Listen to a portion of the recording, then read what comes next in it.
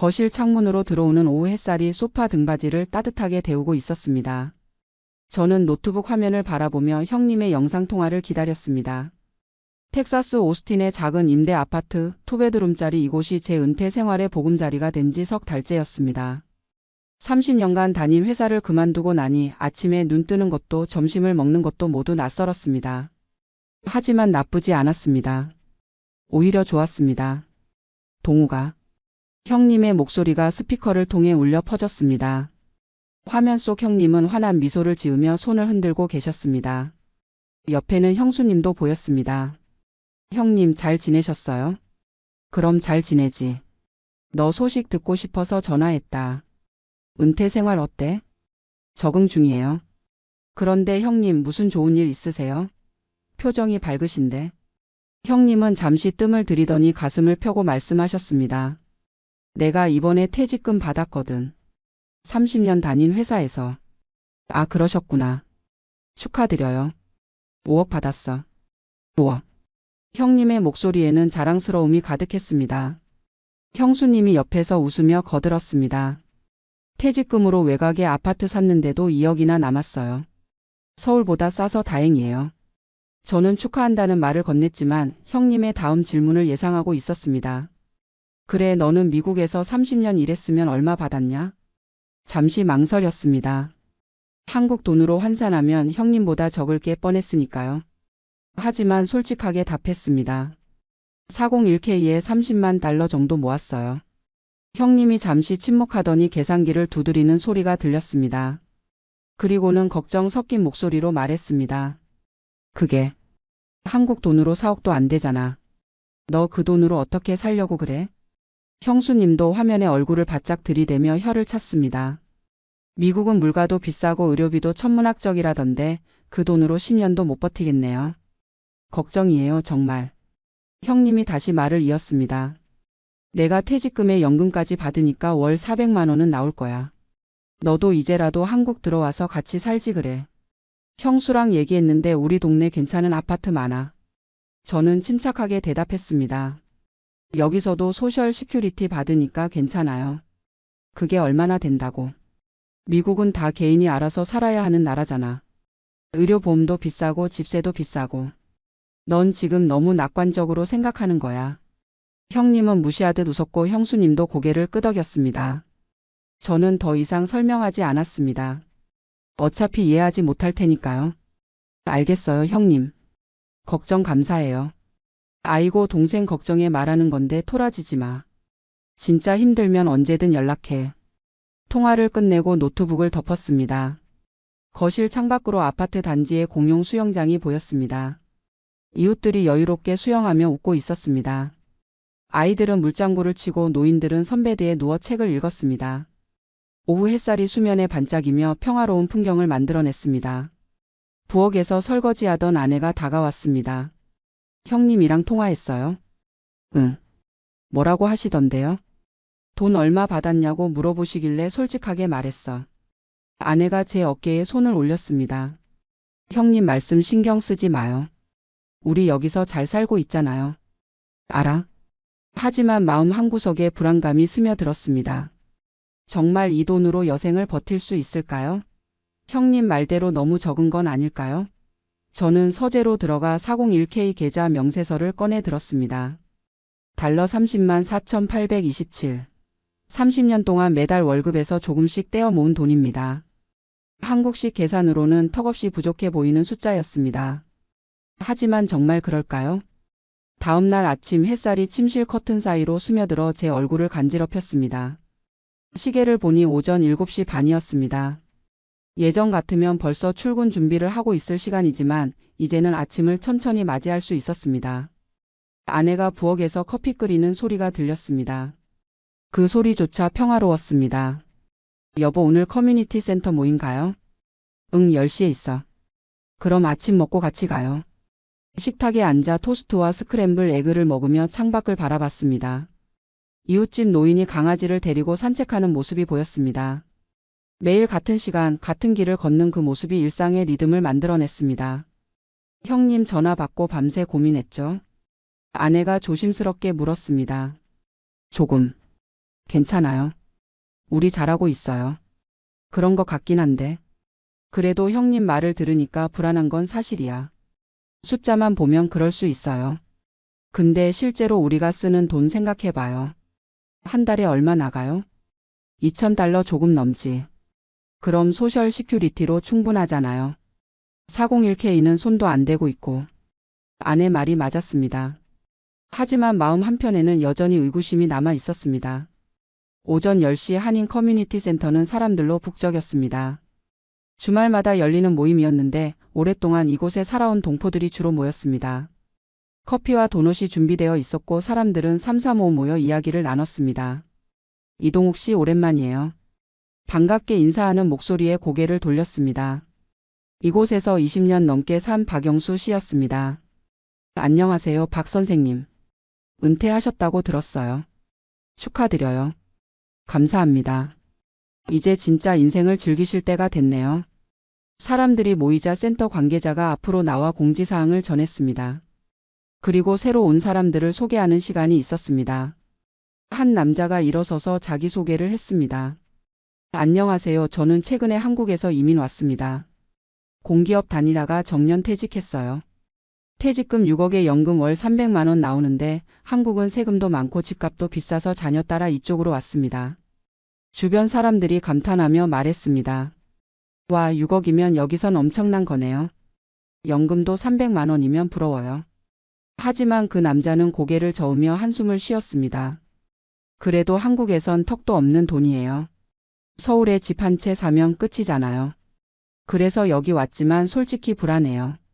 저는 그 말을 들으며 제 30만 달러가 더 초라하게 느껴졌습니다. 입을 다물고 커피만 홀짝였습니다. 휴식 시간이 되자 한 할머니가 제게 다가왔습니다. 이곳에서 30년 넘게 사신 김할머니였습니다. 동욱 씨 표정이 어두워 보이네요. 아, 그냥 생각이 많아서요. 혹시 돈 걱정 때문에 그러세요? 저는 놀라서 할머니를 쳐다봤습니다. 어떻게 아셨어요? 다들 그래요, 처음엔. 한국에서 온 사람들은 특히 더. 여기선 숫자가 중요한 게 아니라 어떻게 쓰느냐가 중요해요. 그게 무슨 뜻이세요? 나중에 알게 될 거예요. 서두르지 마세요. 할머니는 의미심장한 미소를 지으며 자리로 돌아갔습니다. 저는 그 말의 뜻을 곱씹어 봤지만 선뜻 이해가 가지 않았습니다. 모임을 마치고 집으로 돌아가는 길에 동네 한인 마트에 들렀습니다. 장을 보려고요. 카트를 끌고 채소 코너를 돌아보는데 계산대 앞에서 옆집에 사는 70대 미국인 노인과 마주쳤습니다. 그분은 항상 여유로운 표정으로 골프 가방을 차에 싣고 다니는 모습을 자주 봤는데 오늘은 카트에 채소와 과일을 가득 담고 있었습니다. 하이 애니 아이그램 HBOR. 노인이 먼저 환하게 웃으며 인사를 건넸습니다. 헐로. HOWS 리타이어먼트 TREATIN 그램유? 구드 생크 유. 서툰 영어로 대답하자 노인이 고개를 끄덕이며 말했습니다. 미투. I retired 5 is a grammar. 베스트 디시전 I ever made. 릴리? 예. I worked for 30 is and saved about 35만 in my 401k. With social security it's more than 2.5g H. 그 말에 제 귀가 번쩍 뜨였습니다. 35만 달러요? Yes. People worry too much about money but if you live simple it's plenty. 노인은 환하게 웃으며 계산대로 향했습니다. 저는 그 뒷모습을 바라보며 묘한 위로를 받았습니다. 하지만 동시에 의구심도 남았습니다. 정말 그럴까요? 장을 보고 집으로 돌아와 장바구니를 부엌에 내려놓았습니다. 아내가 냉장고에 채소를 정리하며 물었습니다. 마트에서 누구 만났어요? 옆집 할아버지요. 은퇴한 지 5년 됐다는데 401k에 35만 달러 모아서 잘 산대요. 그럼 우리랑 비슷하네요. 응. 그분 말이 소셜 시큐리티랑 합치면 충분하다고 하시던데. 봐요, 우리만 그런 게 아니잖아요. 그래도 형님 말이 자꾸 생각나. 형님은 한국 기준으로 생각하시는 거예요. 여기는 다르잖아요. 아내의 말이 맞았습니다. 하지만 그 다름이 정확히 뭔지 제대로 설명할 수는 없었습니다. 단지 느낌만 있을 뿐이었습니다. 일주일이 지났습니다. 평온한 일주일이었습니다. 아침마다 동네를 산책하고 오후에는 책을 읽거나 아내와 함께 정원을 돌보았습니다. 큰 일은 없었지만 작은 일상들이 쌓여 하루하루가 채워졌습니다. 그러던 어느 날 저녁 형님으로부터 다시 전화가 걸려왔습니다. 화면을 켜자 형님뿐 아니라 형수님, 조카까지 함께 나타났습니다. 동욱 삼촌. 조카가 손을 흔들었습니다. 그래, 잘 지냈니? 네. 삼촌, 미국 생활 어때요? 돈 부족하지 않으세요? 직설적인 질문이었습니다. 형님이 옆에서 웃으며 말했습니다. 우리가 상속세 걱정하고 있는데 넌 그런 거 신경 안 써도 되겠네. 비꼬는 투였습니다. 형수님도 가세했습니다. 한국은 이제 월 500만 원 써도 빠듯해요. 병원비, 경조사비, 자식들 용돈에 명절 선물까지 하면 돈이 물처럼 나가요. 저는 잠시 생각하다가 입을 열었습니다. 형님, 제 한 달 생활비 궁금하세요? 그럼 궁금하지. 저는 노트를 꺼내 간단히 계산해서 보여줬습니다. 월세 $1,100, 전기수도 인터넷 합쳐서 $200, 식비 $400, 차량 보험하고 기름값 $250, 기타 잡비 $150. 총 $2,100 정도예요. 그게 한국 돈으로 얼마야? 280만 원 정도. 뭐? 그게 말이 돼? 형님이 믿을 수 없다는 표정을 지었습니다. 소셜 시큐리티에서 매달 $2,000 들어오니까 401k에서는 거의 손도 안 대고 있어요. 야, 미국이 그렇게 싸? 내가 알기론 미국이 물가 엄청 비싸다던데. 지역마다 다르죠. 텍사스는 싼 편이에요. 형수님이 고개를 저으며 말했습니다. 그래도 믿기지 않네요. 의료비는 어떻게 하고요? 메디케어 있어요. 그게 뭔데요? 65세 넘으면 정부에서 제공하는 의료보험이에요. 저는 거기에 보충보험 들어서 매달 $170 내는데 웬만한 병원비는 거의 안 나와요. 형님이 황당하다는 표정으로 화면을 쳐다봤습니다. 그게 말이 돼?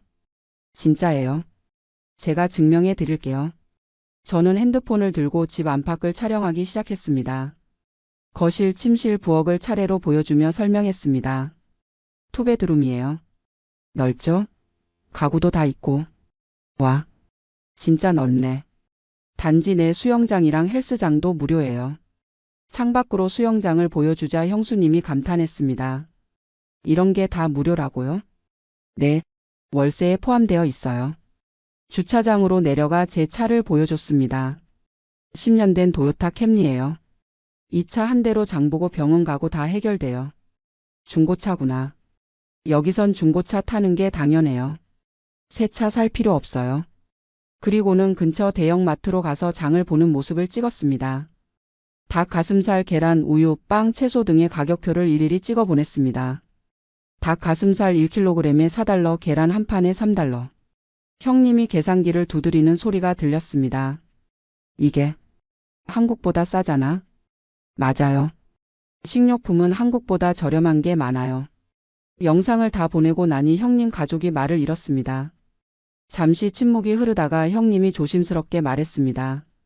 동우가 내 생활이 그렇게 저렴한 건 알겠는데 의료비가 문제잖아. 무슨 말씀이세요? 한국은 건강보험 덕분에 MRI도 10만 원이면 찍는데 미국은 응급실 한 번 가면 수백만 원 나온다며? 401k $30만 큰 병 한 번 걸리면 다 날아가는 거 아니야? 저는 답장을 쓰려다가 멈췄습니다. 사실 저도 은퇴 전에 가장 걱정했던 부분이었습니다. 하지만 메디케어 제도를 제대로 알고 나서는 안심할 수 있었습니다. 형님, 잠깐만요. 제가 청구서 보여드릴게요. 서재로 가서 최근 건강검진 받았을 때 병원비 청구서를 찾았습니다. 혈액검사, 심전도, 흉부 엑스레이를 포함한 종합검진이었습니다. 이거 보세요. 화면에 청구서를 비췄습니다. 원래 비용이 $1,200였는데 메디케어하고 보충보험 처리하고 나니까 제가 낸 돈이 $35예요. 뭐? $35? 네. 이게 메디케어 시스템이에요. 65세 넘으면 정부가 기본 의료보험 제공하고 개인이 보충보험만 들면 돼요. 형수님이 놀란 표정으로 말했습니다. 그럼 한국이랑 비슷하네요. 비슷하죠. 오히려 어떤 건 더 좋을 수도 있어요. 형님이 고개를 끄덕이며 말했습니다. 그럼 내 상황이 그렇게 나쁜 건 아닐 수도 있겠네. 다음 날 저는 옆집 미국인 노인에게 부탁을 했습니다. 제 형님한테 보여드릴 영상 좀 찍어도 될까요? What do you need? 은퇴 생활에 대해서요. 노인은 흔쾌히 승낙했고 저는 간단한 인터뷰 영상을 찍었습니다. How much did you save for retirement? About 35만 in my 401k. A&D 요 소셜 시큐리티? I 그램에 about 2100원 원스.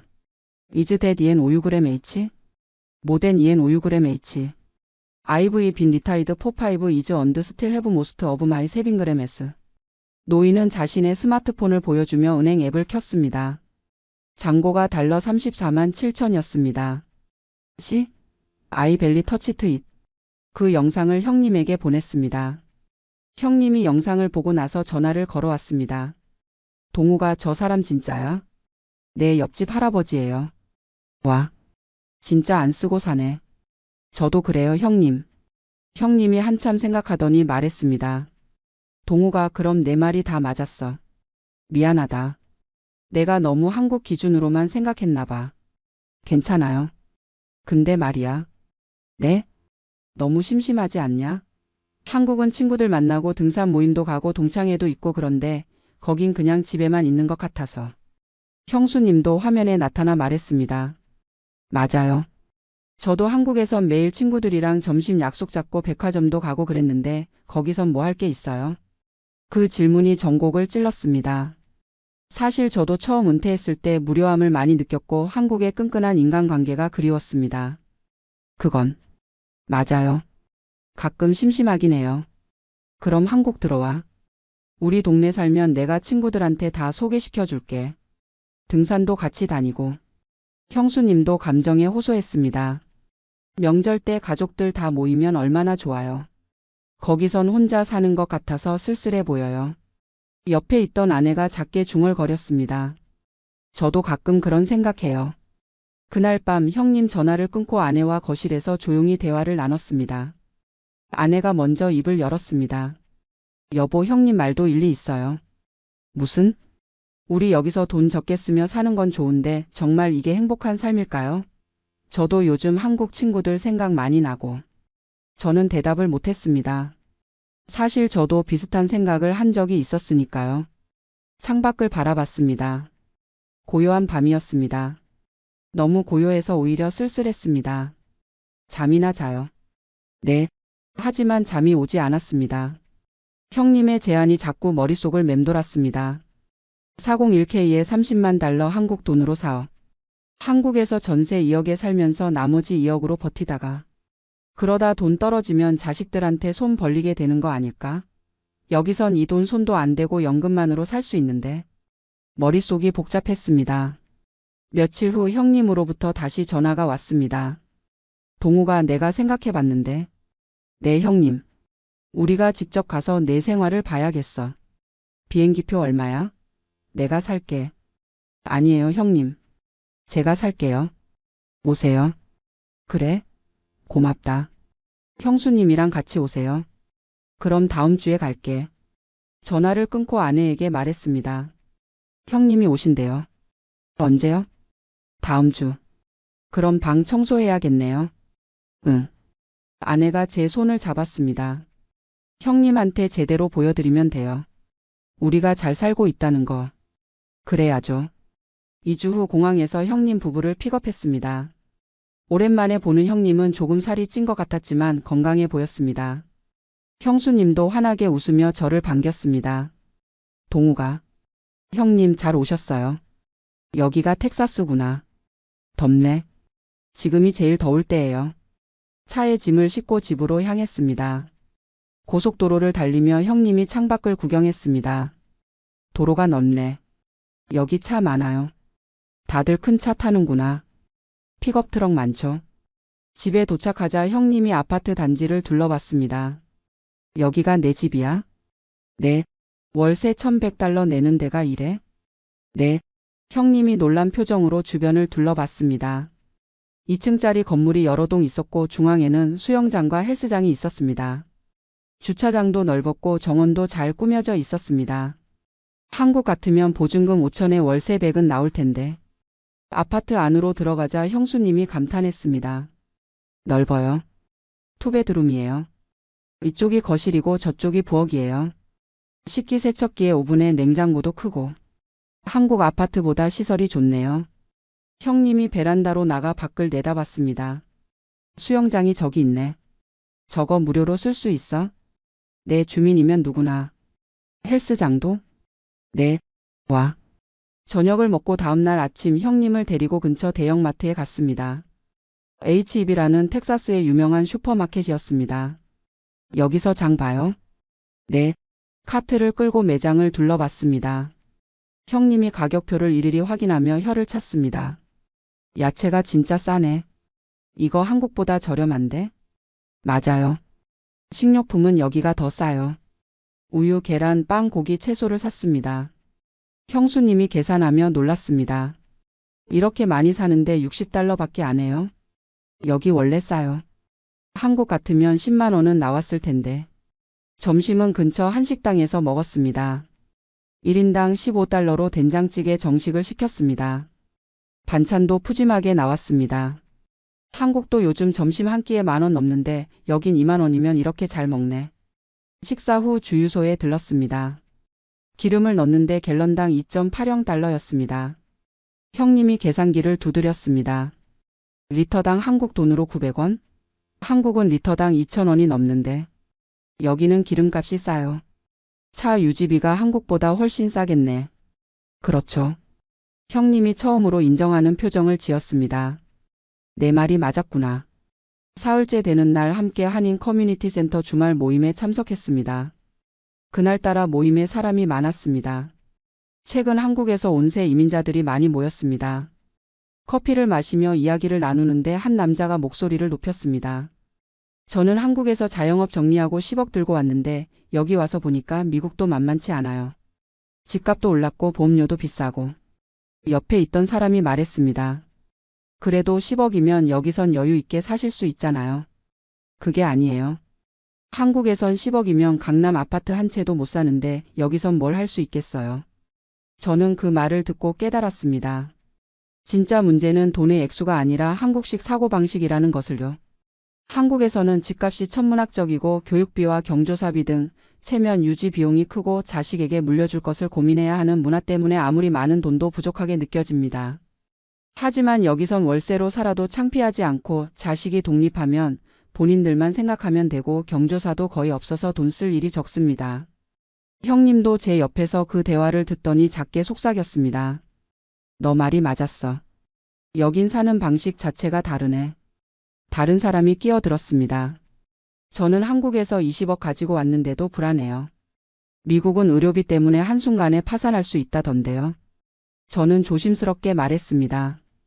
여기선 10억이면 정말 큰 돈인데 한국식으로 생각하시면 불안하실 거예요. 그래도 불안한 건 사실이잖아요. 저는 더 이상 말하지 않았습니다. 설득할 수 없다는 걸 알았으니까요. 형님 방문 닷새째 형님이 갑자기 심각한 표정으로 말했습니다.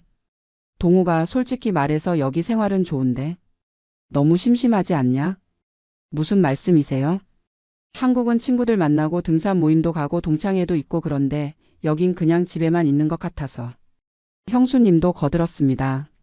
맞아요. 저도 한국에선 매일 친구들이랑 점심 약속 잡고 백화점도 가고 그랬는데 여기선 뭐 할 게 있어요? 저는 순간 당황했습니다. 형님의 지적이 전곡을 찔렀으니까요. 실제로 저도 처음 은퇴했을 때 무료함을 많이 느꼈고 한국의 끈끈한 인간관계가 그리웠습니다. 일리노이주 시카고 외곽의 작은 콘도에서 살고 있습니다. 창문 너머로 펼쳐진 겨울 풍경은 지난 몇 년간 늘 그랬듯 하얗고 조용했지요. 아침마다 커튼을 여는 것이 저의 첫 일과입니다. 해가 늦게 뜨는 겨울이면 더욱 그렇습니다.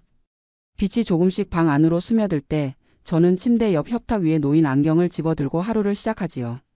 올해로 70입니다. 평생 회계사로 일했습니다. 숫자는 거짓말을 하지 않는다는 믿음으로 살아왔지요. 한국에서 대학을 졸업하고 30살이 되기 전에 미국으로 건너왔습니다. 처음엔 식당 설거지부터 시작했습니다. 뜨거운 물에 손이 퉁퉁 붓고 허리가 끊어질 것 같았지만 밤에는 커뮤니티 칼리지 도서관에서 회계학 교재를 펼쳤지요. 형광등 불빛 아래서 연필을 굴리던 그 시절이 지금도 생생합니다. 미국 공인회계사 자격증을 딴 건 40살 무렵이었습니다. 중견 회계법인에 취직하고 27년을 그곳에서 보냈지요. 월급날이면 어김없이 401k 계좌에 월급의 15%를 넣었습니다. 회사에서 제공하는 매칭까지 받으며 차곡차곡 쌓아갔지요. 미국은 열심히 일하면 보상받는 나라라는 믿음이 있었습니다. 그 믿음 하나로 30년을 버텼습니다. 67살에 은퇴했을 때 401k 계좌에는 50만 달러가 있었습니다. 한국 돈으로 치면 6억 7천만 원쯤 되겠지요. 계좌 잔액을 확인하던 날 아내에게 화면을 보여주며 웃었던 기억이 납니다. 여보, 우리 이제 됐어. 이 돈이면 여생을 편안하게 보낼 수 있어. 아내도 안도의 한숨을 내쉬며 제 손을 꼭 잡았지요. 은퇴 첫 해는 행복했습니다. 뉴욕도 다녀오고 손주들에게 선물도 사줬습니다. 한인 교회 모임에서는 미국에서 성실하게 살면 노후는 보장된다고 말하곤 했지요. 친구들이 부러운 눈빛으로 저를 바라볼 때 어깨가 으쓱했습니다. 30년의 성실함이 드디어 보답을 받는 순간이라고 생각했으니까요. 그런데 2년 전 일입니다. 교회에서 알게 된 지인이 재무설계사를 소개해줬지요. 세련된 양복을 입은 사람이었습니다. 명함에는 20년 경력 CFP 자격증 보유라고 적혀 있었고요. 그는 제 포트폴리오를 쭉 훑어보더니 고개를 가로저었습니다. 이성민 씨, 지금 이 포트폴리오는 너무 보수적이에요. 타겟 데이트 펀드? 그건 젊은 사람들이나 하는 겁니다. 70세까지는 충분히 공격적으로 갈 수 있어요. 그는 태블릿을 꺼내 화려한 그래프를 보여줬습니다. 인공지능, 반도체, 전기차 같은 테크 기업들의 상승 곡선이었지요. 지금 인공지능 혁명 시대입니다. 이 기회를 놓치면 평생 후회하실 거예요. 다른 분들은 벌써 수익률 30%, 40%씩 올리고 계십니다. 집으로 돌아와 아내에게 이야기했습니다. 아내는 즉각 고개를 저었지요. 우리 나이에 무슨 모험이야. 지금 가진 돈으로도 충분히 살 수 있는데. 하지만 저는 교회 친구들의 말이 귓전을 맴돌았습니다. 요즘 주식으로 떼돈 벌었다는 이야기들이 계속 들려왔으니까요. 그날 밤 침대에 누워 천장을 바라보며 생각했습니다. 나만 뒤처지는 건 아닐까? 마지막 기회를 놓치는 건 아닐까? 젊은 시절 식당에서 설거지하던 때가 떠올랐지요. 그때도 기회를 잡아야 한다는 생각으로 야간 대학을 다녔습니다. 그 결과 회계사가 되었고 50만 달러를 모을 수 있었지요. 이번도 그런 기회가 아닐까 싶었습니다. 재무설계사에게 다시 연락했습니다. 하겠습니다. 전화기 너머로 그의 만족스러운 목소리가 들렸지요. 현명한 선택이십니다.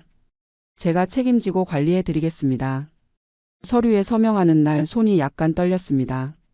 펜을 쥔 손에 힘이 들어가지 않아 2번이나 서명을 다시 해야 했지요. 아내는 옆에서 아무 말 없이 지켜보기만 했습니다. 그녀의 침묵이 불편했지만 저는 전문가니까 괜찮을 거야 라고 스스로를 다독였습니다. 안정적이던 인덱스 펀드를 전부 정리했습니다. 30년간 쌓아온 자산을 클릭 몇 번으로 테크 기업 집중 투자 포트폴리오로 전환했지요. 마우스를 누를 때마다 가슴이 두근거렸습니다. 두려움인지 기대감인지 구분할 수 없었습니다. 처음 몇 달은 괜찮았습니다. 수익률이 10% 정도 올랐고 재무설계사는 주기적으로 전화를 걸어 제가 말씀드렸죠. 곧 더 오를 겁니다 라고 말했지요. 저는 아내에게 봐 내가 옳았지? 라며 의기양양하게 말했습니다. 아내는 여전히 말이 없었지만요. 그러다 68살 생일이 지난 어느 날이었습니다. 아침 커피를 마시며 습관적으로 계좌 앱을 열었지요. 화면에 뜬 숫자를 보고 커피잔을 떨어뜨릴 뻔했습니다. 50만 달러가 25만 달러로 줄어 있었습니다. 눈을 비비고 다시 봤지만 숫자는 변하지 않았습니다. 붉은색 마이너스 수치만 화면에 가득했지요. 테크 기업들이 폭락했고 제가 투자한 종목들은 거의 반토막이 났습니다. 손이 떨려 휴대폰을 제대로 쥘 수가 없었습니다. 재무설계사에게 전화를 걸었습니다. 통화 연결음이 무한정 길게 느껴졌지요. 여보세요? 이성민입니다. 제 계좌가 왜 이렇게 된 겁니까? 목소리가 떨렸습니다. 그는 침착한 목소리로 대답했지요. 시장이 일시적으로 조정 국면에 들어갔습니다. 곧 회복될 겁니다. 지금 팔면 손해를 확정하는 겁니다. 3개월을 기다렸습니다. 매일 아침 눈을 뜨면 계좌를 확인했지요. 하지만 숫자는 더 떨어지기만 했습니다.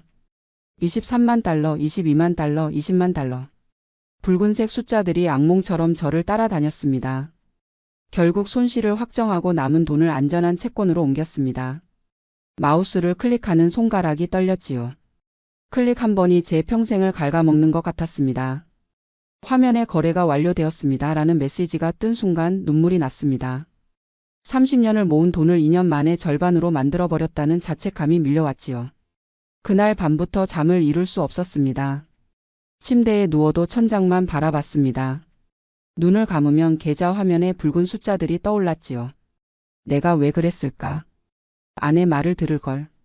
욕심을 부리지 말걸. 후회가 꼬리에 꼬리를 물었습니다. 아침에 일어나도 무기력했습니다.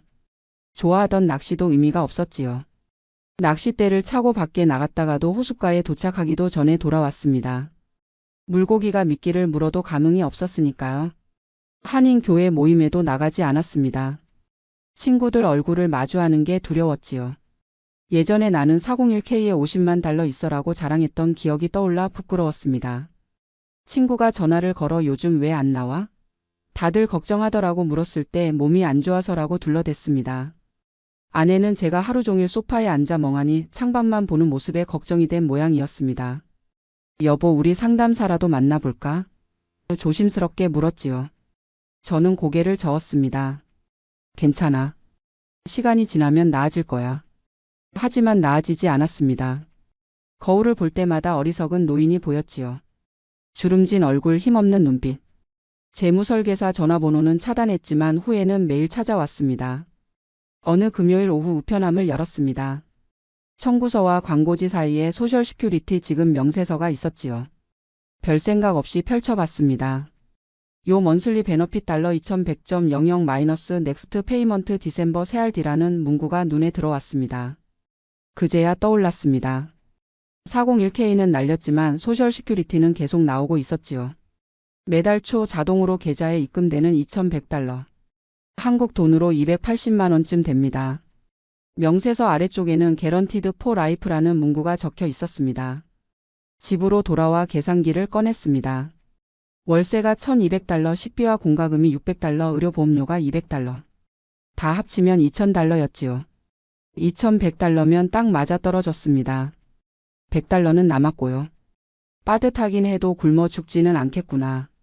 처음으로 어깨에서 힘이 빠졌습니다. 401k 손실이 뼈아프긴 했지만 최소한 매달 들어오는 연금 덕분에 길거리에 나앉지는 않는다는 사실이 위안이 되었지요. 그날 저녁 아내와 함께 식탁에 앉았습니다.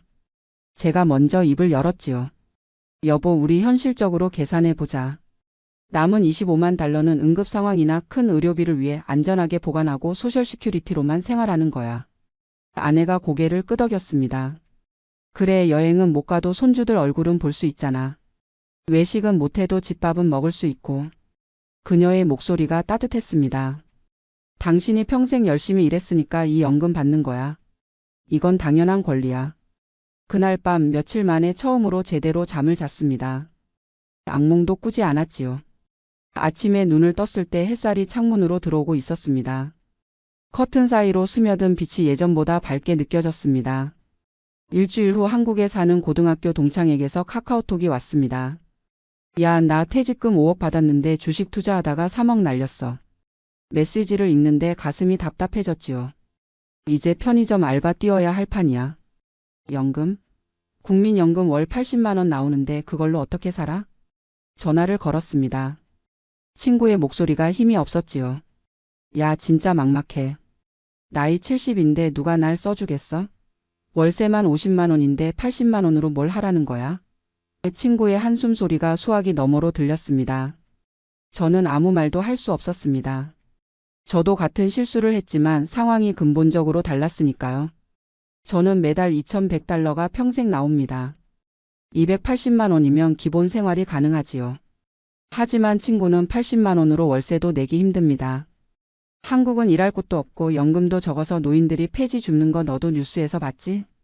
친구의 말에 가슴이 먹먹해졌습니다. 실제로 한국 뉴스를 보면 70, 80 노인들이 리어카를 끌고 폐지를 모으는 모습이 나오곤 하지요. 친구도 그렇게 될까봐 두렵다고 했습니다. 전화를 끊고 나서 한참을 멍하니 앉아 있었습니다. 저도 실패했지만 최소한 생존은 보장되는 시스템 안에 있다는 게 얼마나 큰 축복인지 깨달았지요. 미국은 망해도 길바닥에는 안 닿는구나. 소셜 시큐리티 명세서를 다시 꺼내 개런티드 포 라이프라는 문구를 읽으며 안도했습니다. 하지만 여전히 마음 한구석은 씁쓸했습니다. 나도 조심했으면 50만 달러 그대로 있었을 텐데. 후회가 밀려왔지요. 재무설계사를 믿었던 자신의 어리석음이 부끄러웠습니다. 교회 모임에 오랜만에 나갔습니다. 친구가 다가와 요즘 주식시장 좋다며? 너도 투자하냐? 고 물었지요. 저는 나는 손 뗐어라고 짧게 대답하며 대화를 피했습니다. 손실 이야기를 털어놓으면 내가 그럴 줄 알았다는 반응이 나올까 봐 두려웠으니까요.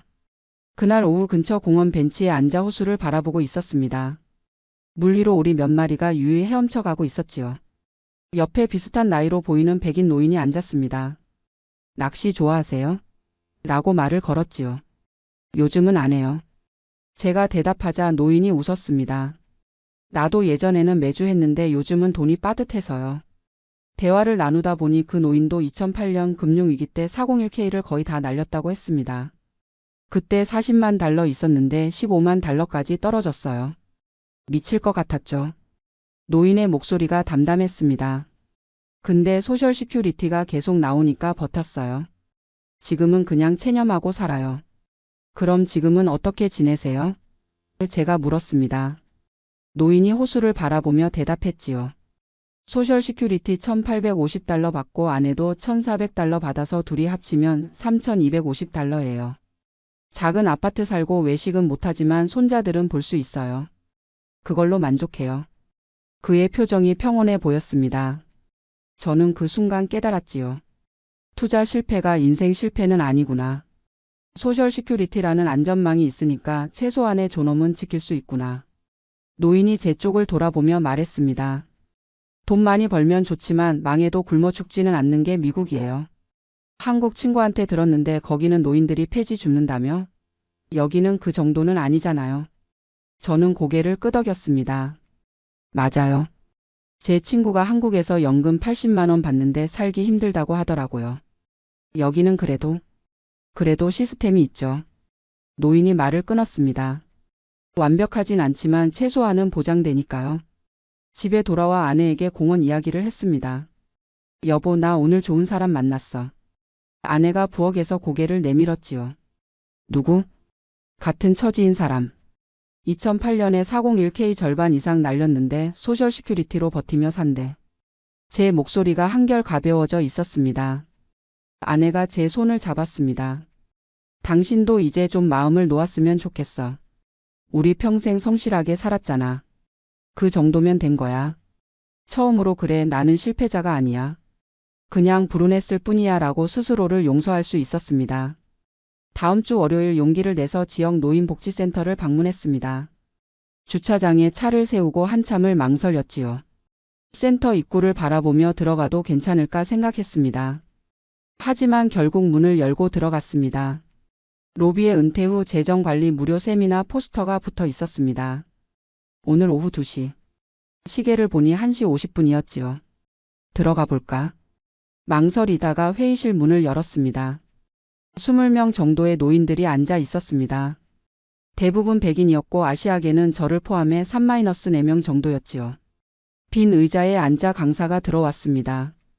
은퇴한 재무상담사라고 자기소개를 했습니다. 여러분, 투자 손실은 누구에게나 일어날 수 있습니다. 강사가 말을 시작했지요. 2000년 닷컴 버블, 2008년 금융위기, 2020년 팬데믹, 2022년 인플레이션. 역사는 반복됩니다. 중요한 건 손실 자체가 아니라 그 후 어떻게 대응하느냐입니다. 그는 칠판에 숫자를 적었습니다. 소셜 시큐리티 평균 수령액은 월 1,900달러입니다. 부부가 둘 다 받으면 3,000달러 이상입니다. 미국에서 월 3,000달러면 작은 도시에서는 충분히 생활 가능합니다. 저는 펜을 꺼내 열심히 메모했습니다. 강사가 계속 말했지요. 게다가 이건 평생 보장됩니다. 물가 상승률도 반영되어 매년 조금씩 오릅니다. 401K나 IRA 손실은 아프지만 소셜 시큐리티는 주식시장과 무관합니다. 그가 칠판을 두드렸습니다. 여러분이 일했던 기간 동안 낸 세금으로 이미 권리를 확보했기 때문입니다. 이게 바로 미국 사회보장제도의 핵심입니다. 쉬는 시간에 강사에게 다가갔습니다. 목소리가 떨렸지요. 저기요, 제가 50만 달러를 25만 달러로 만들어버렸는데 소셜 시큐리티 2,100달러로 살 수 있을까요? 강사가 제 어깨를 두드렸습니다. 충분합니다. 게다가 남은 25만 달러를 응급자금으로만 쓰고 절대 투자하지 마세요. 안전한 예금이나 국채에 넣어두고 만지지 마세요. 그러면 적어도 10-15년은 큰 걱정 없이 사실 수 있습니다. 그의 말에 가슴이 뜨거워졌습니다. 정말요? 정말입니다. 저도 비슷한 사례를 많이 봤어요. 중요한 건 앞으로 같은 실수를 반복하지 않는 겁니다. 세미나가 끝나고 센터 직원이 다가왔습니다. 점심 프로그램에 관심 있으세요? 팸플릿을 건넸지요. 시니어 런치 프로그램 램이라고 적혀 있었습니다. 60세 이상은 누구나 신청하면 월요일부터 금요일까지 점심을 무료로 제공받을 수 있다고 했습니다. 정말 무료예요? 제가 물었습니다. 직원이 웃었지요. 네, 정부 지원 프로그램이에요. 식사 질도 나쁘지 않아요. 한번 드셔보세요. 그날 저는 센터에서 점심을 먹어봤습니다. 구운 닭고기, 찐 야채, 현미밥. 맛이 나쁘지 않았지요. 옆자리에 앉은 노인과 이야기를 나누며 나만 힘든 게 아니구나라는 동질감을 느꼈습니다. 집에 돌아와 아내에게 메모를 보여줬습니다. 오늘 좋은 거 배웠어. 둘이서 앉아 예산을 다시 짰지요. 소셜 시큐리티 2,100달러 중 월세 1,200달러, 식비 400달러, 센터 점심 일주일에 5일 이용하면 많이 절약됩니다. 공과금 200달러, 의료보험 200달러, 기타 100달러. 빠듯하지만 불가능하지 않아. 아내가 말했습니다. 저도 고개를 끄덕였지요. 여보, 우리 할 수 있어. 그날 밤 일기장을 꺼냈습니다. 오랜만이었지요. 펜을 들고 한참 생각하다가 썼습니다. 401k 절반을 날렸지만 소셜 시큐리티라는 버팀목이 있어 다행이다. 미국 시스템이 완벽하진 않지만 최소한 노인을 길거리에 내모는 나라는 아니다. 한국 친구 생각하면 가슴이 아프다. 나는 그래도 운이 좋은 편이다. 2주 후 우편함을 열었습니다. 파이널 노터스라는 빨간 글씨가 찍힌 편지가 있었지요. 심장이 철렁했습니다. 펼쳐보니 재무설계사가 소속된 회사에서 보낸 것이었습니다. 투자 손실에 대한 책임은 투자자 본인에게 있으며 당사는 법적 책임을 지지 않습니다. 글자를 읽는데 손이 떨렸습니다. 마지막 문장이 눈에 들어왔지요. 추가 문의는 법률팀으로 연락 바랍니다. 분노가 치밀어 올랐습니다. 그 재무설계사는 제가 책임지겠습니다. 안전한 포트폴리오입니다. 라고 장담했지만 결국 손실이 나자 모든 책임을 떠넘기고 법률팀 뒤에 숨어버린 것입니다. 휴대폰을 들고 변호사 사무실에 전화했습니다. 상담 예약을 잡고 다음 주에 찾아갔지요. 변호사는 제 이야기를 듣더니 고개를 저었습니다. 이성민 씨, 투자 계약서에 서명하셨죠? 제가 고개를 끄덕이자 변호사가 말했습니다. 거기에 투자 위험은 투자자 본인이 부담한다는 조항이 있을 겁니다. 소송에도 이기기 어렵습니다. 변호사 비용만 수만 달러 나가고요. 그럼 제가 할 수 있는 게 없나요? 제 목소리가 떨렸습니다. 변호사가 안타까운 표정을 지었지요. 죄송합니다. 법적으로는 방법이 없습니다. 집으로 돌아오는 길이 막막했습니다. 차를 운전하며 분노와 좌절감에 휩싸였지요. 진짜 적은 재무설계사가 아니라 시스템이구나. 고수익을 미끼로 노인들을 유혹하고 손실이 나면 자기 책임이라며 도망가는 구조. 집에 도착해 컴퓨터를 켰습니다. 온라인 포럼을 검색했지요. 401k 인베스트먼트 로스 엘덜리라는 키워드로 찾아보니 자신과 똑같은 피해를 입은 노인들이 수십 명이나 되는 것을 발견했습니다. 나만 당한 게 아니구나. 이건 구조적 문제다.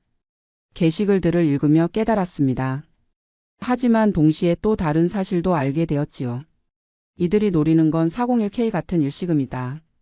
소셜 시큐리티는 아무도 건드릴 수 없다. 소셜 시큐리티 명세서를 다시 꺼냈습니다. This benefit is protected by law라는 문구를 읽으며 안도했지요. 내 계좌에 있는 돈이 아니라 정부에서 직접 주는 돈이니까 누구도 빼앗아갈 수 없습니다. 그날 저녁 교회 모임이 있었습니다. 오랜만에 나갔지요. 친구들이 반갑게 맞아줬습니다. 오랜만이야. 어디 아팠어? 아니야, 그냥 정리할 게 좀 있어서. 얼버무렸습니다. 모임 후 차를 마시는 시간에 한 노인이 조심스럽게 말했지요. 나도 비슷한 일 있었어. 재무설계사 말 듣고 돈 날렸는데 소셜 시큐리티 덕분에 버텼지. 저는 처음으로 자신의 이야기를 공개할 용기를 냈습니다. 저도 25만 달러 손실 봤어요. 목소리가 떨렸지만 계속했습니다. 부끄럽지만 사실이에요. 근데 소셜 시큐리티가 있어서 그나마 버티고 있어요. 다른 사람들이 고개를 끄덕였습니다. 나도라며 손을 드는 사람들이 있었지요. 절반 이상이 비슷한 경험이 있었습니다. 그날 저는 혼자가 아니라는 걸 깨달았습니다. 집으로 돌아오는 길에 아내에게 말했습니다. 여보, 나 오늘 교회에서 내 이야기 했어. 아내가 놀란 표정으로 저를 봤지요. 정말? 용기 냈네. 응. 알고 보니 나만 당한 게 아니더라고. 다들 비슷한 경험 있대. 온라인 피해자 모임에 가입했습니다. 집단 민원을 준비하는 모임이었지요. 혼자서는 이길 수 없지만 20-30명이 모이면 언론의 관심을 끌 수 있고 금융감독 당국도 움직일 수 있다는 계획이었습니다. 하지만 며칠 후 재무설계사 회사에서 다시 편지가 왔습니다.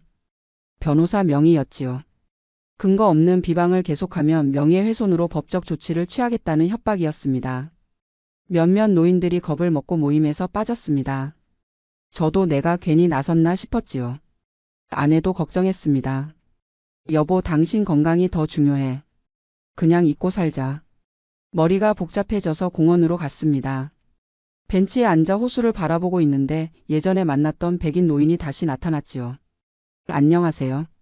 아, 또 만나네요. 노인이 웃으며 옆에 앉았습니다. 저는 그에게 지금 상황을 이야기했지요. 소송 준비 회사의 협박, 모임 사람들이 빠지는 것. 노인이 한숨을 쉬었습니다. 소송? 그거 돈만 들고 이기기 힘들어요. 차라리 그 에너지로 앞으로 어떻게 살지 생각하세요. 그가 호수를 바라보며 말했지요. 소셜 시큐리티가 있으면 생존은 보장돼요. 그걸로 만족하고 평화롭게 사세요. 집으로 돌아와 생각했습니다. 싸움은 그만두자. 대신 내 경험을 다른 사람들에게 알려서 같은 실수를 막자. 한인 커뮤니티 게시판을 열고 긴 글을 쓰기 시작했습니다. 401k 25만 달러 날렸지만 소셜 시큐리티로 버팁니다. 라는 제목을 달았지요. 손가락이 키보드 위에서 멈추지 않았습니다. 투자 실패 과정, 재무설계사의 유혹, 손실 확정의 고통, 그리고 소셜 시큐리티라는 안전망의 소중함. 모든 것을 솔직하게 적었습니다. 마지막 문장을 이렇게 썼지요. 여러분, 은퇴 후에는 절대 고위험 투자하지 마세요. 소셜 시큐리티만 믿고 안전하게 사세요. 마우스를 올리고 게시 버튼을 눌렀습니다. 며칠이 지났습니다. 제 글은 예상치 못한 반응을 얻었지요. 조회수가 5,000을 넘었고 댓글이 100개 이상 달렸습니다. 하지만 댓글의 절반은 비난이었습니다. 25만 달러나 남았으면 부자 아니냐. 소셜 시큐리티 2,100달러면 한국 노인보다 훨씬 많이 받는데 뭐가 불만이냐. 투자 잘못한 건 내 책임 아니냐. 공격적인 댓글들이 쏟아졌습니다. 특히 한국에 사는 사람들의 댓글이 가혹했지요. 미국 가서 떵떵거리더니 그것도 못 지키냐. 한국 노인들은 월 80만 원으로 산다.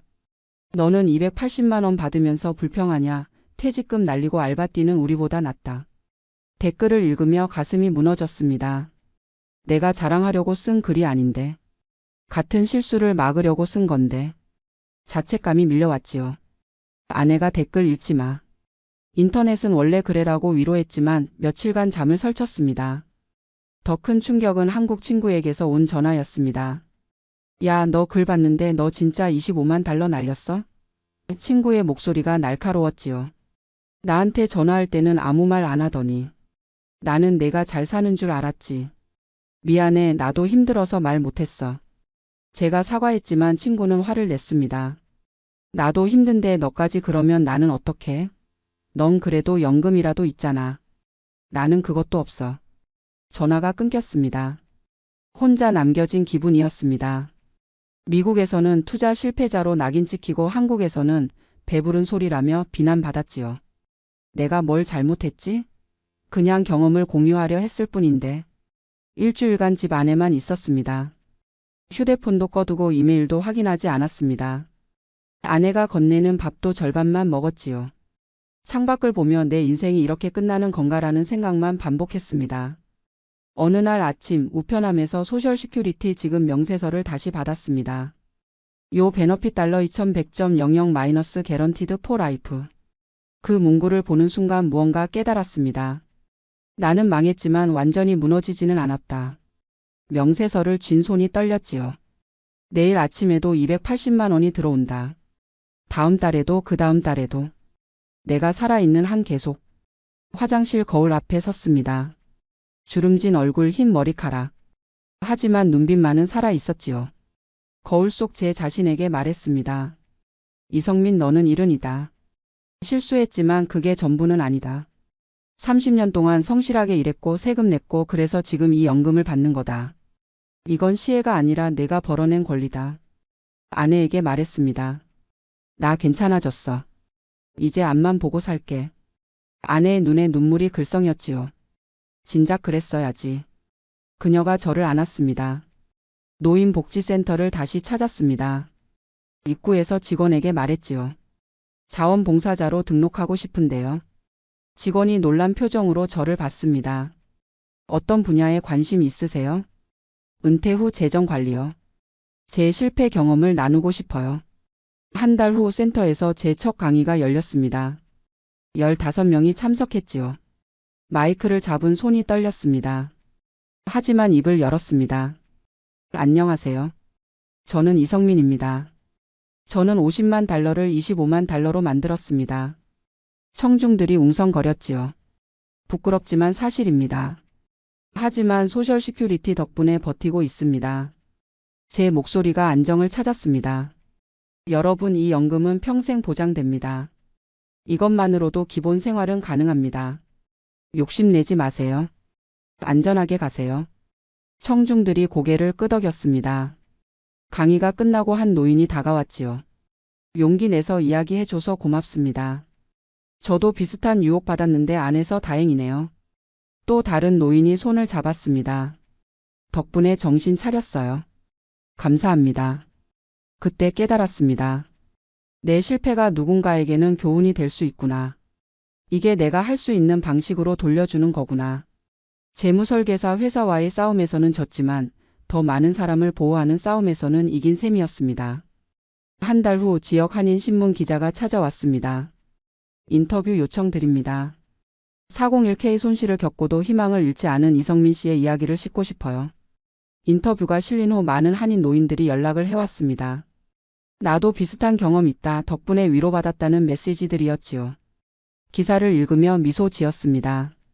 내가 완벽한 승리를 거둔 건 아니지만 적어도 패배하지는 않았다. 소셜 시큐리티가 있는 한 나는 다시 일어설 수 있다. 6개월이 지난 지금 규칙적인 생활 패턴을 되찾았습니다. 매주 월요일과 수요일은 노인복지센터에서 자원봉사를 하고 화요일과 목요일은 센터 무료 점심 프로그램을 이용합니다. 금요일은 아내와 함께 공원을 산책하지요. 주말에는 손자들이 놀러와서 함께 시간을 보냅니다. 남은 25만 달러는 안전한 국채에 넣어두고 절대 건드리지 않기로 했습니다. 이건 응급자금이다. 큰 병이 생기거나 정말 급할 때만 쓴다는 원칙을 세웠지요. 소셜 시큐리티 2,100달러로 생활하니 빠듯하지만 불가능하지 않습니다. 외식은 월 1-2회로 줄었고 여행은 포기했지만 손주들 얼굴을 보고 아내와 함께 밥 먹는 것만으로도 충분합니다. 한국 친구에게 다시 연락했습니다. 내가 그때 화내서 미안해. 너도 힘들었을 텐데. 우리 서로 힘내자는 메시지를 보냈지요. 친구가 답장했습니다. 나도 미안해. 내 상황 이해한다. 그래도 넌 연금이라도 있으니까 나보다 낫다. 두 사람은 한 달에 한 번씩 화상통화를 하며 근황을 나누기로 약속했습니다. 노인복지센터 강의는 계속되었고 참석자가 점점 늘어나 한 달에 2번으로 확대되었습니다. 강의 말미에 항상 같은 문장으로 마무리합니다. 여러분, 실패해도 괜찮습니다. 미국에는 소셜 시큐리티라는 안전망이 있습니다. 이건 평생 보장됩니다. 한국보다 훨씬 나은 시스템입니다. 감사하며 살아갑시다. 어느 일요일 저녁 아내와 함께 소파에 앉아 뉴스를 보고 있었습니다. 한국 뉴스에서 노인 빈곤 문제를 다루고 있었지요. 80 넘은 노인이 리어카를 끌고 폐지를 모으는 모습이 나왔습니다. 아내가 한숨을 쉬었습니다. 저 분들 보면 마음이 아파. 저도 고개를 끄덕였습니다. 우리가 얼마나 운이 좋은지 모르고 살았어. 상을 끄고 창밖을 바라봤습니다. 시카고의 저녁 노을이 붉게 물들어 있었지요. 아내에게 말했습니다. 여보, 나 401K 절반 날렸지만 후회 안 해. 아내가 저를 쳐다봤습니다. 정말? 응. 덕분에 소셜 시큐리티 가치를 깨달았고 진짜 중요한 게 뭔지 알았어. 제 목소리가 차분했습니다. 돈보다 중요한 건 안정감이야. 내일도 모레도 10년 후에도 280만 원이 들어온다는 확신. 그게 나를 살린 거야. 아내가 제 손을 잡았습니다. 당신 많이 성장했어. 나도 자랑스러워. 창밖 노을이 점점 어두워졌습니다. 하지만 제 마음은 오히려 밝았지요. 처음으로 오랜만에 완전히 평화로운 마음이었습니다. 침대에 누워 눈을 감았습니다. 내일 아침에도 해는 뜰 것이고 은행 계좌에는 소셜 시큐리티가 입금될 것입니다. 그것만으로 충분했습니다.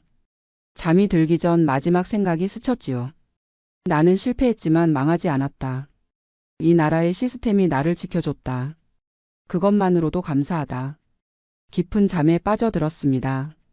악몽은 없었습니다. 새벽 3시에 울리는 전화벨 소리만큼 불길한 것도 없죠. 침대 옆 탁자에 놓인 전화기가 요란하게 울렸습니다. 어둠 속에서 손을 더듬어 수화기를 집어들었어요. 한국에서 걸려오는 전화였습니다. 한국 시간으로는 저녁 6시쯤 되었을 거예요. 아버지. 아들의 목소리였습니다. 하지만 평소와는 달랐어요. 늘 느긋하고 여유롭던 말투가 사라지고 숨이 가쁜 듯한 긴박함이 배어 있었습니다. 무슨 일이야, 이 시간에? 잠에서 덜 깬 상태로 물었어요.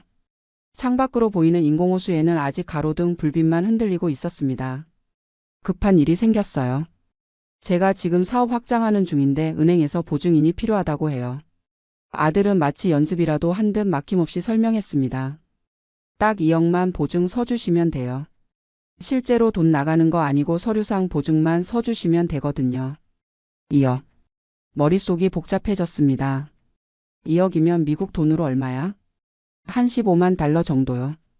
아버지 콘도 담보로 잡으면 되니까 서류만 보내주시면 돼요. 제가 다 알아서 할게요. 15만 달러. 제가 30년간 모은 콘도 가치의 절반이었습니다. 플로리다 주 템파 근교의 한적한 은퇴자 콘도 단지에서 산 지 벌써 5년째였어요. 로스앤젤레스 한인타운에서 세탁소를 운영하며 허리 한번 제대로 펴지 못하고 30년을 살았습니다. 뜨거운 증기 속에서 남의 옷을 다리고 기름때를 빼내고 새벽같이 문을 열어 밤늦게 닫던 날들이었죠. 그렇게 모은 돈으로 30만 달러짜리 콘도를 현금으로 구입했어요. 빚 한 푼 없이요.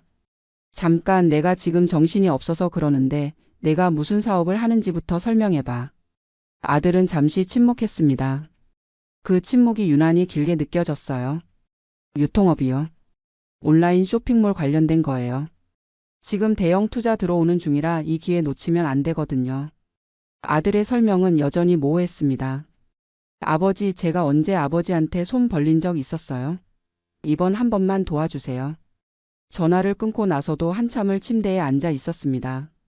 새벽 3시에 플로리다는 고요했어요. 창밖으로 보이는 인공호수의 가로등 불빛이 물결처럼 흔들리고 있었습니다.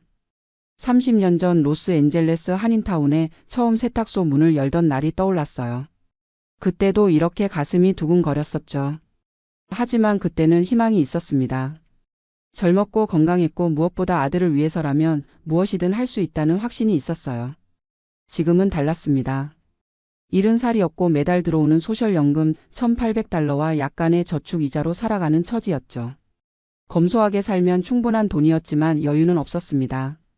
아침마다 콘도 앞 인공호수를 산책하고 일주일에 3번은 한인 커뮤니티 센터에서 탁구를 치며 금요일 저녁엔 같은 단지에 사는 은퇴자들과 카드놀이를 하는 게 전부였어요. 화려하지 않지만 30년간 꿈꿔온 평화로운 삶이었습니다. 한국에 있는 아들과는 1년의 명절 때 2-3번 통화하는 게 전부였어요. 아들은 15년 전 대학 졸업 후 한국으로 돌아가 직장 생활을 하다가 몇 년 전 퇴사하고 사업을 한다고 했습니다. 구체적으로 무슨 사업인지는 몰랐어요. 물어봐도 아버지는 몰라도 돼요, 잘 되고 있어요 라며 얼버무렸습니다. 아들의 목소리에서 여유가 느껴져서 안심했었죠. 그런데 새벽 3시에 걸려온 전화. 2억 원 보증. 서류상으로만. 이 말들이 머릿속에서 맴돌았습니다. 잠을 이룰 수가 없었어요. 월요일 아침 한인 커뮤니티 센터로 향했습니다. 평소처럼 탁구를 치려고요. 같은 단지에 사는 박 씨가 벌써 와 있었습니다. 박 씨는 72이었고 저보다 2년 먼저 이곳에 정착한 분이었어요. 재원 씨 표정이 안 좋네요. 무슨 일 있어요? 탁구채를 잡으며 박 씨가 물었습니다. 망설이다가 아들 이야기를 꺼냈어요. 박 씨는 탁구채를 내려놓았습니다. 재원 씨 절대 안 돼요. 박 씨의 목소리가 단호했습니다. 나도 10년 전에 딸 사업 자금 보증 섰다가 집 날아갈 뻔했어요. 보증이 뭔지 알아요? 보증은 내가 빚진 거랑 똑같아요. 자식이 못 갚으면 내가 갚아야 돼요. 그것도 이자까지 붙어서. 박 씨의 얼굴에는 당시의 악몽이 그대로 새겨져 있었습니다. 손에 든 탁구채가 미세하게 떨리고 있었어요. 근데 아들이 서류상으로만이라고 했는데요. 서류상으로만이라는 말 믿으면 안 돼요. 은행은 장난하는 데가 아니에요. 법적으로 보증인은 주채무자랑 똑같은 책임을 져요. 우리 딸도 그렇게 말했었어요. 아빠 걱정하지 마. 서류상으로만 있으면 돼. 그러더니 6개월 후에 은행에서 내 계좌 다 압류하고 콘도까지 경매 넘어갈 뻔했어요. 박 씨의 말을 듣고 나니 등골이 서늘해졌습니다. 그날 저녁 다시 아들에게 전화했어요. 너 지금 하는 사업이 정확히 뭐야? 사업자 등록증 같은 거 있어? 아들의 목소리에 짜증이 섞였습니다. 아버지 그런 거 하나하나 다 보내드려야 해요? 저 믿으시는 거 아니에요? 아니 그게 아니라 아빠도 이해를 해야 도와주지. 아버지는 미국서 콘도 갖고 편하게 사시잖아요. 아들의 목소리가 높아졌습니다. 저는 여기서 매일 죽어라 일하면서 사는데 딱 한 번 도와달라는 게 그렇게 어려운 거예요. 전화를 끊고 거실에 앉아 있는데 가슴 한쪽이 먹먹했습니다. 창밖으로는 이웃 노부부가 손을 잡고 산책하는 모습이 보였어요. 문득 아들이 어렸을 때가 떠올랐습니다. 세탁소 뒤편 좁은 방에서 숙제하던 모습. 아빠 언제 쉬어? 라고 물어보던 커다란 눈망울. 그때는 아빠 안 힘들어. 내가 잘 되면 그게 아빠 행복이야 라고 대답했었죠. 수요일 아들에게서 장문의 문자 메시지가 왔습니다. 아버지 제가 어렸을 때 공부하고 싶다는 거 다 시켜주셨죠. 미국 대학 학비 누가 댔어요? 그때는 당연하게 받더니 지금 제가 필요할 때는 이렇게 따지고 드세요. 다른 집 부모들은 자식 사업 미천 대주는데 전 고작 보증만 부탁하는 건데요. 아버지한테 실망했습니다. 메시지를 읽으면서 손이 떨렸어요. 죄책감과 분노가 동시에 올라왔습니다. 정말 내가 너무 냉정한 건가? 아들의 대학 학비를 댔던 건 사실이에요. 4년간 5만 달러가 넘게 들었죠. 그때는 기쁜 마음으로 냈습니다. 아들이 좋은 대학 나와서 좋은 직장 잡고 행복하게 사는 게 제 꿈이었으니까요. 그날 밤 아들이 다시 전화했습니다. 이번엔 목소리가 부드러웠어요. 아버지 제가 너무 급했나 봐요. 죄송해요. 아들이 한숨을 쉬었습니다. 근데 진짜 이번 기회가 마지막이에요. 대형 유통사와 계약 직전인데 운전자금 증명이 필요해요. 그냥 서류상으로만 있으면 되는 거고 실제로 돈 나갈 일 절대 없어요. 6개월만 버티면 투자금 들어와서 바로 정리할 수 있어요. 아들의 말은 점점 더 그럴듯하게 들렸습니다. 서류상으로만이라는 말이 계속 머릿속을 맴돌았어요. 목요일 아침 커뮤니티 센터에서 이 씨를 만났습니다. 이 씨는 68살이었고 한국에서 은행원으로 30년 근무하다 은퇴한 분이었어요. 고민을 털어놓자 이 씨는 탁구채를 내려놓고 진지한 표정을 지었습니다. 재원 씨 보증이 서류상으로만이라는 말 믿으면 안 됩니다. 이 씨가 단호하게 말했습니다. 은행에서 30년 일하면서 그런 말 믿고 인생 망친 사람 수없이 봤어요. 보증을 선다는 건 법적으로 주채무자와 동일한 책임을 진다는 겁니다. 아들이 못 갚으면 아버지가 갚아야 해요. 그것도 이자까지 포함해서요. 근데 아들이 사업 잘 된다는데요. 사업이 잘 되는 사람은 보증인이 필요 없어요. 이 씨가 설명했습니다. 은행에서 신용만으로 대출해 줍니다. 보증인을 요구한다는 건 아들 신용이나 사업성을 은행에서 불안하게 본다는 증거예요. 이 씨의 말에 등골이 서늘해졌습니다. 그럼 제가 뭘 확인해 봐야 해요? 최소한 사업자 등록증, 사업계획서, 재무제표, 은행 대출 신청 서류 원본을 다 받아보세요. 그리고 무슨 사업인지 정확히 알아야 합니다. 그날 저녁 아들에게 전화했어요. 사업자 등록증하고 사업계획서 좀 이메일로 보내줄래? 긴 침묵이 흘렀습니다. 아버지 왜 그러세요? 저 의심하시는 거예요? 의심이 아니라 확인하는 거야. 나도 내 재산 걸고 도와주는 건데 뭘 하는 사업인지는 알아야지. 시간 없어요. 아들의 목소리가 차갑게 변했습니다. 다음 주 금요일까지 서류 안 나가면 거래 자체가 무산돼요. 아버지가 저 안 믿으시는 거면 그냥 됐어요. 전화가 끊겼습니다. 가슴이 철렁 내려앉았어요. 30분쯤 지났을까요? 이번엔 아들의 아내에게서 전화가 왔습니다. 아버님, 저예요. 며느리의 목소리는 조심스러웠습니다. 남편이 요즘 너무 힘들어해요. 사실은 제가 말씀드려야 할 것 같아서 전화했어요. 며느리는 천천히 말했습니다. 남편이 2년 전에 시작한 사업이 생각보다 안 풀렸어요. 그래서 이번에 새로운 투자자를 만났는데 그분이 자금 여력 증명을 요구했대요. 보증만 서주시면 실제로 대출 안 받을 수도 있대요. 그럼 지금까지 투자한 돈은 어디서 났어? 처음엔 저희 집 전세금 빼서 시작했어요. 며느리의 목소리가 떨렸습니다. 지금은 카드 대출이랑 사채도 좀 있어요. 전화를 끊는 순간 온몸에 소름이 돋았습니다. 카드 대출 사채. 아들은 이미 빚더미에 앉아 있었어요. 그리고 그 상태에서 은행 대출까지 받으려고 제 콘도를 담보로 잡으려는 것이었습니다. 서류상으로만이라던 말이 이제는 완전히 다르게 들렸어요. 금요일 새벽 잠을 이룰 수 없어 거실에 나와 앉았습니다. 30만 달러짜리 콘도. 이건 제 30년 노동의 결과물이었어요. 겨울엔 히터를 아껴 쓰고 여름엔 에어컨 대신 선풍기로 버티고 외식 한 번 제대로 하지 않고 모은 돈이었습니다. 창밖으로 동이 트기 시작했어요. 플로리다의 아침은 고요했지만 가슴속은 폭풍우가 몰아치고 있었습니다. 토요일 아침 이 씨를 다시 만나 며느리와의 통화 내용을 전했습니다. 이 씨는 심각한 표정으로 고개를 저었어요. 재원 씨, 이건 전형적인 빚의 악순환입니다. 이 씨가 말했습니다. 전세금에서 시작해서 카드 대출, 사채, 그리고 마지막이 은행 보증 대출이에요. 단계가 갈수록 이자율이 올라가고 위험도가 높아지는 겁니다. 마지막 단계가 보증인한테 손 벌리는 거예요. 그럼 제가 도와주면 안 되는 건가요? 도와주는 게 문제가 아니라 이미 빠져나올 수 없는 구렁텅이에 발 담근 상태라는 게 문제예요. 이 씨는 주머니에서 계산기를 꺼내 보여줬습니다. 2억 원 대출 받으면 연 5% 이자로만 월 80만 원씩 나갑니다. 원금 상환까지 합치면 월 250만 원 이상이에요. 아드님이 사채 이자까지 갚으면서 이걸 감당할 수 있을까요? 숫자로 보니 현실이 더 명확해졌습니다.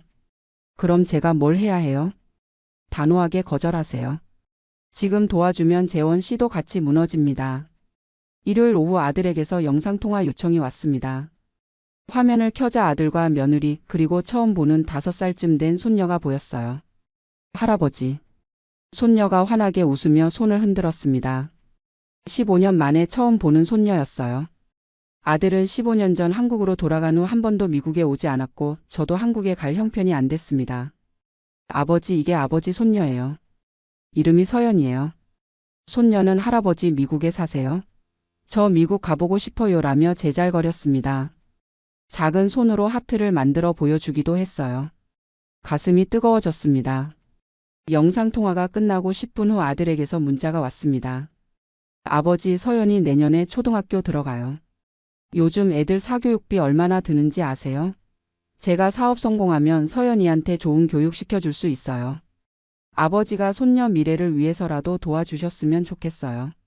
가슴이 철렁 내려앉았습니다. 이제 손녀까지 카드로 쓰기 시작한 거예요. 월요일 커뮤니티 센터에서 박 씨와 이 씨에게 손녀 이야기를 했습니다. 박 씨가 쓴 웃음을 지었어요.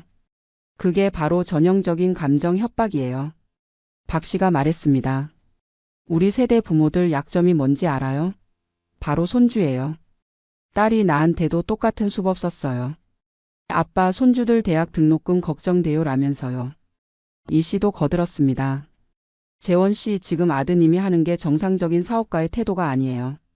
정말로 사업에 자신 있으면 구체적인 서류 보여주고 설득해야죠. 그런데 서류는 안 보여주고 감정으로만 압박한다. 이건 뭔가 숨기는 게 있다는 겁니다. 그날 밤 침대에 누워 천장을 바라봤습니다. 머릿속으로는 이 씨와 박 씨의 말이 맴돌고 가슴속으로는 손녀의 웃는 얼굴이 어른거렸어요. 이성과 감정이 충돌하고 있었습니다. 화요일 아침 용기를 내서 아들에게 이메일을 보냈습니다. 아들아, 아빠가 도와주고 싶은 마음은 굴뚝 같다. 하지만 아빠도 70살이고 소셜연금으로 근근히 살고 있어. 콘도가 아빠 전 재산이야. 이걸 잃으면 아빠는 갈 곳이 없어. 그러니 사업자 등록증, 사업계획서, 지난 2년 재무제표, 은행 대출 신청서 원본을 보내줘.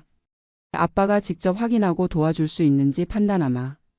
6시간 후 아들에게서 짧은 답장이 왔습니다. 아버지가 그렇게까지 나오시면 할 수 없죠.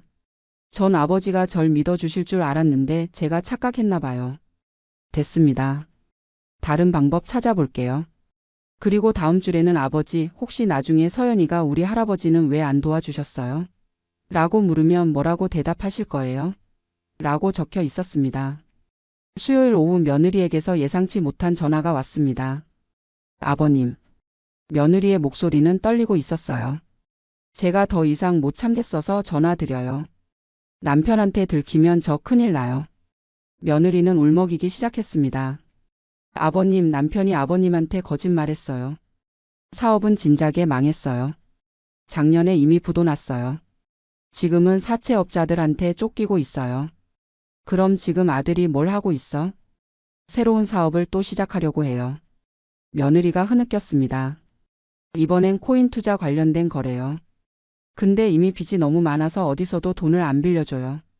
그래서 아버님 콘도를 담보로 대출받아서 빚도 갚고 새 사업도 시작하려는 거예요. 대출 금액이 2억이라고 했는데 실제로는 5억까지 받을 수 있대요. 며느리의 목소리가 더 떨렸습니다. 2억은 빚 갚는 데 쓰고 3억은 새 사업에 쓴대요. 아버님한텐 2억만 말씀드린 거예요. 전화기를 쥔 손에 힘이 들어갔습니다. 며느리 왜 진작 말 안 했어? 남편이 무서워요. 며느리가 울먹였습니다. 제가 이런 말 하면 아버님, 저 이제 정말 못 살겠어요. 매일 밤 사채업자들한테서 전화 오고 집 앞에 사람들 서 있고 서연이가 엄마 왜 울어? 라고 물을 때마다 가슴이 찢어져요. 며느리는 흐느끼며 말을 이었습니다. 아버님이 보증 안 서주시면 남편이 포기할 줄 알았어요. 그래서 제가 아버님한테 전화한 거예요. 제발 보증 서주지 마세요. 전화를 끊고 한참을 멍하니 앉아 있었습니다. 30만 달러 콘도를 담보로 5억 대출. 2억은 기존 빚 갚기, 3억은 코인 투자. 아들은 이미 한 번 실패한 사업가가 아니라 도박꾼이 되어 있었어요.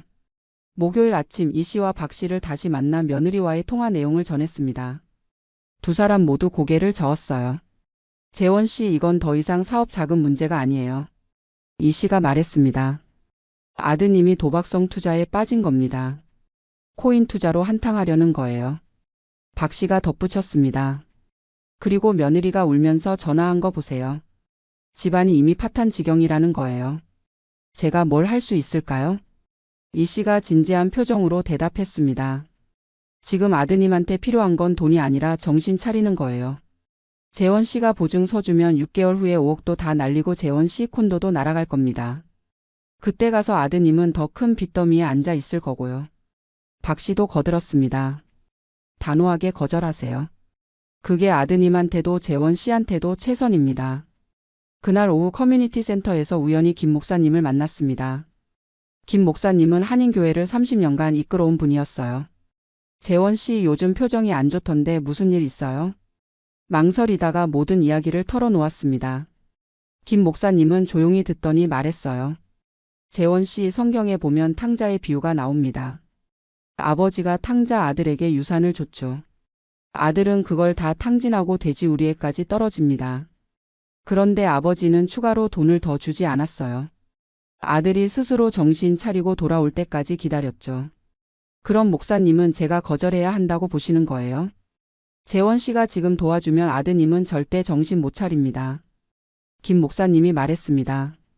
바닥까지 떨어져 봐야 올라올 생각을 하죠. 재원 씨가 해야 할 일은 구명보트를 던져주는 게 아니라 아드님이 수영하는 법을 배울 때까지 기다리는 겁니다. 김 목사님의 말이 가슴에 와닿았습니다. 금요일 저녁 조용히 앉아 편지를 썼습니다. 손편지였어요. 이메일이나 문자가 아닌 펜으로 쓴 편지. 손이 떨려서 글씨가 삐뚤빼뚤했지만 천천히 한자 한자 눌러 썼습니다. 아들아, 아빠가 내 나이 때는 이미 너를 키우고 있었다. 밤새 세탁소에서 일하면서도 행복했던 건 내가 있었기 때문이야. 너를 대학까지 보낸 건 아빠의 의무였고 자랑이었어. 하지만 아빠는 이제 70살이야. 남은 인생 10년, 많으면 20년을 콘도 한 채와 소셜연금으로 살아야 해. 내가 부탁한 보증은 아빠 남은 인생 전부를 거는 도박이야. 며느리한테서 전화 받았다. 내가 이미 빚더미에 앉아있고 또 새로운 도박을 하려 한다는 것도 들었어. 아빠가 보증 서주면 6개월 후엔 5억도 날리고 아빠 콘도도 날아갈 거야. 그럼 너도 파산이고 아빠도 노숙자야. 아빠는 그렇게는 못 도와주겠다. 아빠가 도와줄 수 있는 건 딱 하나야. 내가 정말로 바닥까지 떨어져서 다시 일어서고 싶을 때 아빠가 여기 플로리다 콘도에서 기다리고 있을게. 너와 며느리 서연이가 다시 시작하고 싶을 때 여기 와. 당분간은 좁겠지만 같이 살 수 있어. 아빠가 탁구 가르쳐 줄게. 서연이한테 영어도 가르쳐 줄게. 그때까지 아빠는 이 콘도를 꼭 지키고 있을게. 그게 아빠가 너한테 해줄 수 있는 진짜 도움이야. 편지를 국제 우편으로 붙였습니다. 이메일이 아닌 손편지로 보내는 이유는 아들이 펜으로 쓴 아빠의 글씨를 보면서 진심을 느끼길 바랐기 때문이에요. 토요일 새벽 2시 전화벨이 울렸습니다. 아들이었어요. 목소리는 차갑고 낮았습니다. 아버지 편지 받았어요. 그래서 전화했어요. 평소에 급한 말투가 아니라 무섭게 가라앉은 목소리였습니다. 아버지 진짜 이러실 거예요? 제가 며느리한테 뭐라고 했는지 아세요? 우리 아버지는 날 믿어주실 거야. 우리 아버지는 달라라고 했어요. 근데 아버지도 똑같네요. 아들아 아빠는. 아니에요. 이제 됐어요. 아들이 말을 끊었습니다. 아버지 편지 읽으면서 깨달았어요. 아버지한테 전 그냥 부담일 뿐이구나. 30년 동안 미국에서 편하게 사시면서 한국에 있는 아들이 얼마나 힘든지는 관심도 없으셨죠. 그게 아니라 아버지 전 이제 아버지 없이 살 거예요. 아버지도 편하게 사세요. 근데 나중에 서연이가 크면 할아버지가 우릴 버렸다는 걸 알게 될 거예요. 전화를 끊고 1시간 후 며느리에게서 다시 전화가 왔습니다. 아버님 큰일 났어요. 며느리의 목소리가 다급했습니다. 남편이 편지 보고 완전히 돌아버렸어요. 지금 집에서 술 마시면서 난리예요. 내 인생 망친 건 다 아버지 때문이다. 나한테 제대로 된 것 하나 안 물려준 주제에 지금 와서 설교질이야 이러면서요. 며느리는 다급하게 말을 이었습니다. 아버님 남편이 지금 다른 사람한테 연락하고 있어요. 아버님 콘도 말고 다른 담보를 찾고 있대요. 무슨 담보? 처남. 남편 동생이요. 동생한테 전화해서 동생 집을 담보로 쓰게 해달라고 하고 있어요. 동생은 신혼이라 아직 빚도 많은데. 며느리의 목소리가 절박했습니다. 아버님 이러다가 우리 가족 전체가 무너져요. 남편이 완전히 이성을 잃었어요. 누구든 붙잡고 돈만 구하려고 해요. 일요일 아침 며느리에게서 문자가 왔습니다. 아들이 며느리 친정 부모님한테까지 연락했다는 내용이었어요. 장인 어른 딱 3개월만 3천만 원만 빌려주세요. 이번에 코인으로 10배 이상 수익 나면 1억 드릴게요라는 말을 했다고 합니다. 며느리 아버지는 사위가 정신병원 가야 하는 거 아니냐며 전화를 끊었다고 해요. 월요일 오후 아들에게서 마지막 문자가 왔습니다. 아버지, 전 아버지 없이도 잘 살 수 있어요. 이미 새로운 투자자 만났고요. 아버지가 날 믿어주지 않아도 날 믿어주는 사람들이 있어요. 곧 대박 나면 그때 후회하셔도 늦어요. 아버지가 손주 보고 싶어도 안 보여드릴 거예요. 문자를 읽으면서 가슴이 무너지는 느낌이었습니다. 이건 제가 키운 아들이 아니었어요. 돈에 눈이 멀어 가족까지 인질로 삼는 낯선 사람이었습니다. 화요일 아침 며느리에게서 급한 전화가 왔습니다. 아버님 남편이 어제 밤에 집을 나갔어요. 며느리의 목소리가 떨렸습니다. 짐 싸서 나가면서 새로운 투자자가 숙소 제공해 준다고 했어요. 근데 아버님, 남편 통장 확인해 봤더니 이상한 입금이 있어요. 선투자금이라고 하면서 3천만 원이 들어왔대요. 근데 이게 보이스피싱 수법이래요. 무슨 소리야?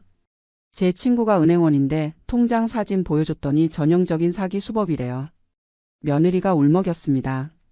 일단 작은 돈을 입금해줘서 믿게 만들고 그 다음에 본격 투자하려면 보증금 필요하다면서 큰 돈을 요구한대요. 남편이 완전히 속고 있는 거예요. 수요일 오후 아들 친구라는 사람에게서 전화가 왔습니다. 장인 어른이시죠? 저는 아들분 대학 동기입니다. 친구는 설명했습니다. 제가 연락드린 건 아들분이 지금 아주 위험한 상황이라서요. 아들분이 요즘 만나는 사람들이 다단계 조직이에요. 코인 투자 전문가라고 자기소개하지만 실제로는 투자금 받아서 먹튀하는 조직이거든요. 제가 말렸는데 전혀 안 들어요. 이번엔 다르다. 큰 손 투자자가 있다면서요. 그럼 어떻게 해야 해? 솔직히 말씀드리면 집안에서 강제로라도 말려야 할 것 같아요. 친구의 목소리가 진지했습니다. 지금 아들분 상태가 정상이 아니에요. 매일 밤 코인 시세 보면서 이번에 10억 번다고 혼잣말해요. 근데 실제로는 계좌에 돈이 하나도 없어요. 다 사기꾼들한테 넘어간 거예요. 목요일 저녁 며느리에게서 마지막 전화가 왔습니다. 아버님, 남편이 서연이 교육보험까지 해지했어요. 며느리가 울먹였습니다. 1,500만 원 나왔는데 그것도 다 투자금으로 넣었대요. 저 이제 정말 못 참겠어요. 이혼하려고요. 며느리는 울면서 말했습니다. 아버님이 보증 안 서주신 게 맞았어요. 만약 서주셨으면 아버님 콘도도 이미 날아갔을 거예요. 남편이 지금 미쳐 돌아가고 있어요. 금요일 새벽 4시 낯선 번호에서 전화가 왔습니다. 한국경찰서였어요. 송재원 씨 맞으십니까? 아드님 관련해서 연락드립니다. 가슴이 철렁 내려앉았습니다. 아드님이 어젯밤 사채업자들한테 폭행당했습니다. 지금 병원에 있고요. 생명에는 지장 없지만 갈비뼈 2대 골절이고 안면부 타박상이 심합니다. 경찰은 계속 설명했습니다. 아드님이 3개월 전부터 사채 5억 원에서 총 8천만 원을 빌렸는데 이자도 못 갚고 있었답니다. 어제 사채업자들이 찾아와서 내일까지 원금 갚든지 아니면 아들이나 와이프 데리고 오라고 협박했대요. 아드님이 도망치다가 붙잡혀서 맞은 겁니다. 몇 시간 후 며느리에게서 전화가 왔습니다. 아버님 병원에 와 계세요? 아니, 나 플로리다에 있어. 당장 갈 수가 없어. 아버님, 남편이 침대에 누워서도 아버지한테 전화해. 이제는 도와주실 거야 라고 해요. 제가 아버님한테 더 이상 민폐 끼치지 말자고 해도 안 들어요. 토요일 아침 아들에게서 직접 전화가 왔습니다. 목소리는 기운이 없고 중얼거리듯 약했어요. 아버지, 저 진짜 죽을 것 같아요. 아들이 말했습니다. 사채업자들이 다음 주에 또 온대요. 이번엔 서연이를. 아들은 흐느끼기 시작했습니다. 아버지, 제가 잘못했어요. 제가 미쳤었어요. 지난 2년간 제가 뭘 한 건지 모르겠어요. 근데 이제 서연이까지 위험해요. 제발 도와주세요. 얼마가 필요한데? 빚이 총 2억 3천이에요. 아들이 대답했습니다. 사채 원금 8천에 밀린 이자 합쳐서 1억 5천이고 카드 대출이 8천이에요. 이것만 갚으면 제가 다시 시작할 수 있어요. 그럼 내 콘도 담보 대출 받아서 2억 갚고 나머지 3천은? 아버지가 좀만 더 도와주시면. 안 돼. 침묵이 흘렀습니다. 긴 침묵이었어요. 아들이 다시 말했습니다. 아버지, 정말 안 되세요? 제가 이렇게까지 말해도? 아들아, 아빠가 너 도와주면 2억 3천 갖고 나면 너 손에 뭐가 남아? 새로 시작할 기회요. 아니야. 아무것도 안 남아. 제가 말했습니다. 빚만 없어질 뿐이야. 그리고 너는 한 달 후에 또 다른 기회를 찾아서 또 빚을 만들 거야. 아빠 콘도까지 날리고 나면 그때는 정말 끝이야. 그럼 전 어떻게 하라고요? 경찰서가. 제가 단호하게 말했습니다. 사채업자들한테 협박당하고 있다고 신고해. 그리고 개인 파산 신청해. 법의 보호를 받아. 아빠가 도와줄 수 있는 건 변호사 비용 정도야. 그거면 충분해. 개인 파산하면 전 10년간 신용불량자예요. 아무것도 못해요. 그게 맞아. 제가 대답했습니다. 너는 지금 바닥이야. 바닥에서 다시 기어 올라와야 해. 일요일 며느리에게서 마지막 문자가 왔습니다. 아버님, 저 내일 서연이 데리고 친정 갑니다. 남편이랑은 별거 할 거예요. 아버님 말씀이 맞았어요. 제가 계속 곁에 있으면 남편은 절대 정신 못 차려요. 남편 혼자 바닥까지 떨어져 봐야 할 것 같아요. 아버님 죄송해요. 그리고 감사해요. 월요일 아침 거실 소파에 앉아 창밖을 바라봤습니다. 플로리다의 아침 햇살이 인공호수를 비추고 있었어요. 지난 2주간 겪은 일들이 주마등처럼 스쳐 지나갔습니다. 아들의 첫 전화, 서류상으로만 일하던 거짓말, 며느리의 절규, 손녀의 웃는 얼굴, 병원에 누운 아들의 흐느낌. 가장 괴로웠던 건 내가 과연 옳은 선택을 한 건가라는 의심이었어요. 혹시 내가 너무 냉정한 건 아닐까? 혹시 지금 도와주면 정말로 아들이 다시 일어설 수 있는 건 아닐까? 손녀가 위험에 처했는데 할아버지가 모른 척하는 게 맞는 걸까? 김 목사님이 찾아왔습니다. 재원 씨 요즘 안 보이길래 걱정했어요. 지난 2주간의 모든 일을 털어놓았습니다. 김 목사님은 조용히 듣더니 말했어요. 재원 씨가 한 선택이 맞습니다. 김 목사님이 말했습니다. 지금 아드님한테 필요한 건 구원자가 아니라 바닥이에요. 바닥까지 떨어져 봐야 올라올 힘이 생깁니다. 근데 손녀가 위험하다는데요. 며느리가 친정으로 갔다며요. 손녀는 안전해요. 김 목사님이 말했습니다. 이제 아드님 혼자 남았어요.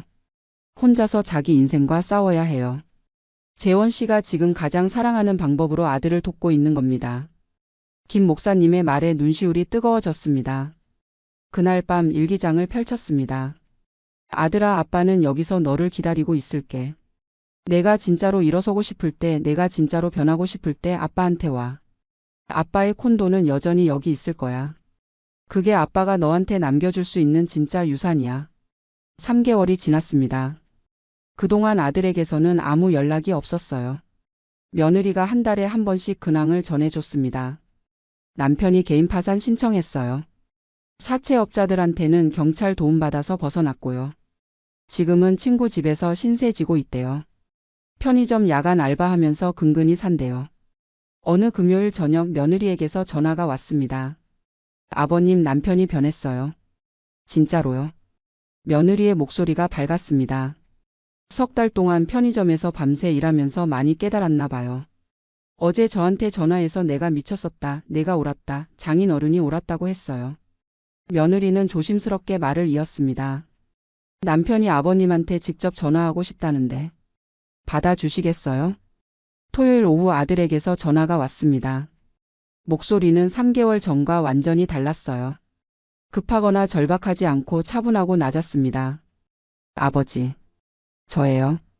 3개월 동안 정말 많은 생각했어요. 아들은 천천히 말했습니다. 아버지가 옳았어요. 제가 미친 사람이었어요. 편의점에서 매일 밤 12시간씩 일하면서 깨달았어요. 제가 얼마나 오만했는지, 제가 얼마나 가족을 괴롭혔는지. 지금은 어떻게 지내니?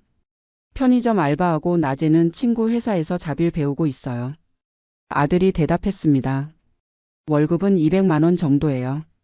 근데 아버지, 200만 원이 이렇게 소중한 돈인 줄 몰랐어요. 제가 2년 전에는 하루에 이것보다 더 큰 돈을 도박으로 날렸었거든요. 아들의 목소리에서 진심이 느껴졌습니다. 아버지, 제가 전화한 건 돈 때문이 아니에요. 사과하려고요. 아들이 말했습니다. 아버지한테 정말 못된 말 많이 했어요. 손녀로 협박하고 아버지 인생 무시하고. 생각하면 할수록 제가 짐승만도 못했어요. 아들은 잠시 침묵하더니 말했습니다. 아버지, 3년 후에 제가 정말로 다시 일어서면 그때 플로리다로 찾아가도 될까요? 서연이 데리고요. 아버지가 편지에 쓰셨잖아요. 탁구 가르쳐 주신다고, 서연이한테 영어 가르쳐 주신다고. 그래, 아빠가 기다리고 있을게. 아버지, 3년이요. 3년 동안 제가 진짜 사람 되어서 갈게요. 그동안 연락 안 드릴게요. 제가 변한 모습 보여드리고 싶어서요. 전화를 끊고 나서 한참을 울었습니다. 70년 인생에서 이렇게 기쁘게 운 적이 없었어요. 3년이 흘렀습니다. 그동안 아들에게서는 정말로 아무 연락이 없었어요. 며느리가 6개월에 한 번씩 사진을 보내왔습니다. 아들이 친구 회사에서 정식 직원이 되었다는 소식, 작은 원룸에서 며느리와 재결합했다는 소식, 서연이가 초등학교 2학년이 되었다는 소식. 어느 봄날 오후 공항에 마중 나갔습니다. 입국장 문이 열리고 아들 가족이 나왔어요. 아들은 3년 전보다 10kg는 빠진 것 같았습니다. 하지만 얼굴에는 3년 전에 없던 것이 있었어요. 평화. 아버지. 아들이 달려와 안겼습니다. 서연이가 할아버지. 저 영어 배우러 왔어요. 라며 환하게 웃었어요. 콘도로 돌아와 저녁을 먹었습니다. 아들이 준비해온 한국 음식들을 펼쳐놓으며 말했어요. 아버지, 이거 제가 직접 만든 거예요. 요리 배웠어요. 나중에 아버지랑 같이 작은 식당이라도 해볼까 해서요. 식당? 네, 여기 플로리다에서요. 아들이 말했습니다. 제가 3년 동안 돈 모았어요. 1억 2천만 원이요. 은행에서 2억 대출 받으면 작은 한식당 하나 차릴 수 있을 것 같아요.